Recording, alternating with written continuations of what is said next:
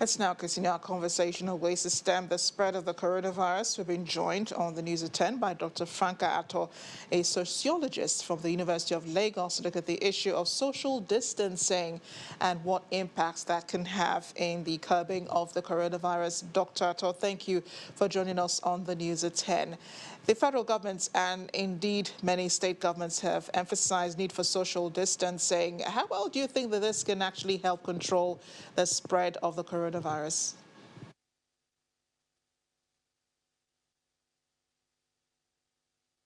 Yeah, good evening. Thank you very much. Um, we say that man is a social animal. Ideally, man should have contact with each other. But in order to stem the spread of this disease, it is ideal that we try as much as possible to observe the social distancing and also all the other preventive measures that the World Health Organization and the Nigerian Center for Disease Control had actually enumerated. Unfortunately, the problem we have at the moment is enlightenment and sensitization. For instance, this morning I went to the bank. You'll be amazed that a great deal of our people, a great number of our people, don't really believe that there is something called COVID-19. In fact, somebody was saying that it is a disease for very rich people. It has nothing to do with the poor. So I believe that for us to ensure that this does not spread any further, there's a need for us to begin to do mass campaign across all the garages, the marketplaces, even though the state has closed the markets. But we'll try as much as possible. If we need to use public address system mounted on vehicles, road shows, go through the inner streets so that people will realize that this is real. You need to watch the Italian situation to know how scary this problem is. Every hand has to be on deck for us to ensure that we don't go the way of other countries at the moment. Yeah, and I know that the point here is to spread the message of awareness and not fear to those who are listening. And you're right when you say that people don't believe that this is, a virus that is worldwide, and it is real, especially here in Lagos State. And I know the governments and corporate organizations appear to have embraced, this method of social distancing and trying to educate people on how to curb the spread of the coronavirus. But how do these people who don't believe that this virus exists, how do their thoughts and their opinions impact on the overall efforts by everyone else to reduce the spread of the coronavirus?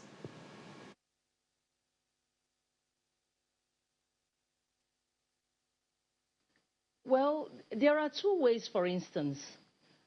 Corporate organizations, for you to enter the bank this morning, it's not the normal way of going into the bank.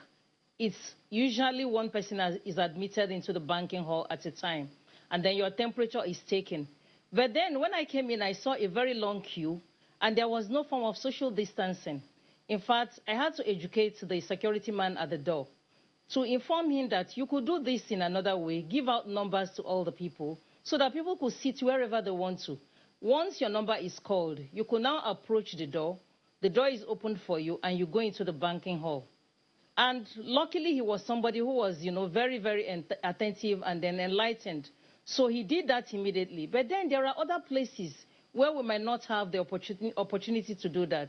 And that is why I believe that the Lagos state government has a lot, because Lagos is more or less like New York. It is the big apple of Nigeria. Everybody comes into Lagos. Everybody comes into Lagos. And if Lagos should actually have the kind of crisis we are witnessing in other parts of the world, it's going to be a real tragedy for us. And that's the reason why each and every one of us, especially the elite, we owe it as a duty of care to the society to begin to do mass campaign, mass enlightenment. For instance, churches had been closed, but you'll be amazed that there are people who are still holding what they call house fellowships. And these house fellowships, you have more than 20 people attending them. I mean, how do you control things like that if not through enlightenment? Let there be jingles on radio for those who don't have television, for instance. Let there be, yesterday night I was watching something on the streets of Italy. The police vans were out on the streets. It was more or less like a public enlightenment campaign, telling everybody, please stay indoors, don't come out, this is the police, COVID-19 is real. You know, these are the kind of things we should be doing. This is more or less like a war situation. Unfortunately, this theater of war is being fought by people. We don't even see the virus. We don't know the virus. We don't know who has the virus. Because somebody might be without symptoms, but the person might have contracted the virus. So it is something that each and every one of us, the media, enlightened people, teachers, wherever you are, in whatever constituency you find yourself, let us begin to do a mass campaign. We owe it to our society. Now, unfortunately, nobody can leave the country at the moment. In fact, it's ironical. Previously, elites might go abroad to treat one ailment or the other. Now, all the countries have said, stay in your own country. In fact, there are countries that if you come in, it's something we use it as a joke, you know, amongst my colleagues. Supposing you have a conference and you're going to China, for instance, as soon as you land, you're going to be quarantined for 14 days. So you might be in your quarantine when the conference is over. So we are all stuck here, and that's the reason why we must work. This is our country. I don't have any other country, for instance, and I don't think I'm going to live in any other country at this age. So my job now is to ensure that all the people around me, and this is something I've been doing, my neighbors, all the people who are selling things that I meet, I tell them, wash your hands as many times as possible. Even if you can't afford to buy a sanitizer, get yourself water and soap. Once you go out, wash. You come in, wash. Do that as much as possible. Dr. Atto, thank you. Thank you again, especially for, bringing that out there again for people to remember to sanitize and to wash their hands. Appreciate your being with us on the news at 10 tonight. Dr. Franca Atto, a sociologist from the University of Lagos, looking at the possibility of social distancing and society. Thanks again.